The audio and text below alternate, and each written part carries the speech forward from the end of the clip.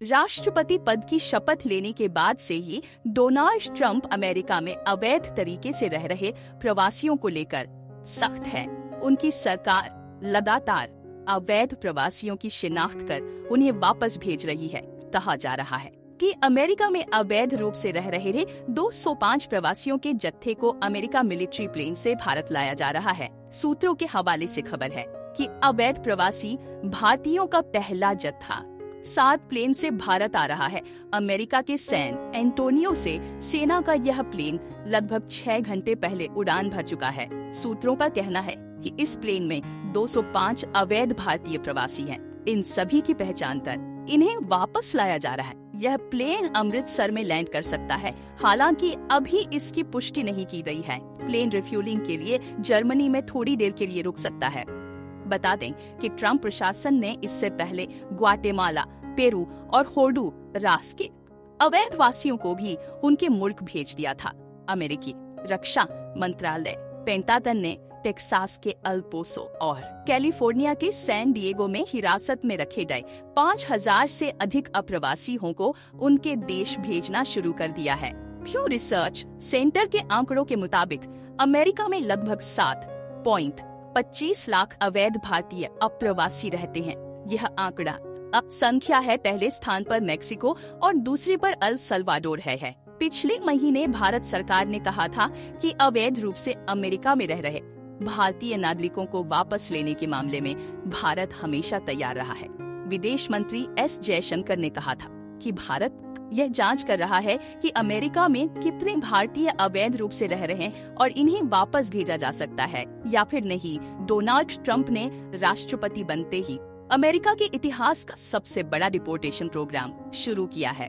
इस प्रोग्राम के तहत ट्रंप ने अवैध प्रवासियों को उनके मुल्क भेजने की कवायद शुरू कर दी है। पिछले हफ्ते ब्लूमबर्ग ने अपनी रिपोर्ट में बताया था कि भारत और अमेरिका ने ऐसे लगभग 18,000 भारतीयों की शिनाख्त की है जो अवैध रूप से अमेरिका में रह रहे हैं। पिछले हफ्ते अमेरिका के विदेश मंत्री मार्को रूबियो ने भारत के विदेश मंत्री एस जयशंकर से मुलाकात की थी और अवैध प्रवासियों से जुड़ी समस्याओं के समाधान के लिए इच्छा जताई थी। अमेरिकी अधिकारियों ने इस कदम को अवैध प्रवासन पर कड़ी कार्रवाई के रूप में देखा है। अवैध प्रवासन की बढ़ती समस्या अमेरिका और अन्य विकसित देशों में अवैध रूप से प्रवेश करने की प्रवृत्ति पिछले कुछ वर्षों में बढ़ी है। लोग बेहतर जीवन, रोजगार के अवसरों और सामाजिक सुरक्षा की तलाश में जोखिम भरे मार्गों से अमेरिका जाने की कोशिश करते हैं। इनमें से कई लोग मानव तस्करों के झांसे में आ जाते हैं जो उन्हें सुरक्षित प्रवेश का झूठा आश्वासन देते हैं। कैसे पकड़े गए ये भारतीय नागरिक? अमेरिकी आव्रजन और सीमा शुल्क प्रवर्तन आइस एजेंसी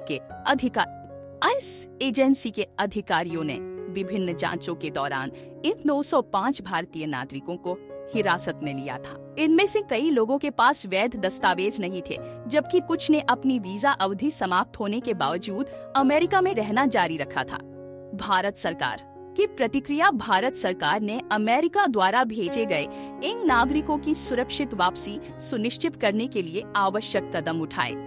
विदेश मंत्रालय और गृह मंत्रालय ने अमेरिका से समन्वय करके इन्हें भारत वापस लाने की प्रक्रिया को सुचारू रूप से पूरा किया। सरकार ने इन लोगों को पुनर्वास में मदद करने के लिए आवश्यक सहायता प्रदान करने का आश्वासन दिया है। अवैध प्रवासन के कारण और समाधान। अवैध प्रवासन का मुख्य कारण बेरोजगारी, गरीबी और बेहतर जीवन की तलाश है। यदि भारत में रोजगार के अवसर बढ़ाए जाएं और नागरिकों को अपने देश में ही अच्छी जीवन शैली मिल सके तो इस समस्या को काफी हद तक रोका जा सकता है। सरकार को इस समस्या के समाधान के लिए निम्नलिखित कदम उठाने चाहिए। रोजगार के अवसरों में वृद्धि।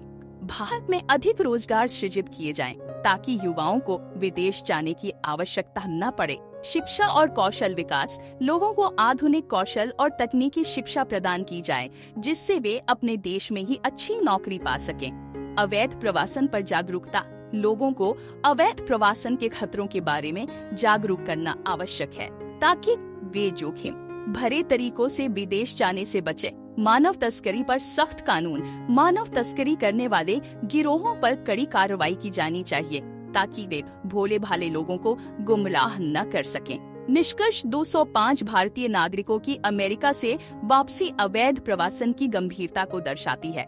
यह उन लोगों के लिए एक चेतावनी है जो गैर कानूनी तरीके से विदेश जाने की योजना बना रहे हैं।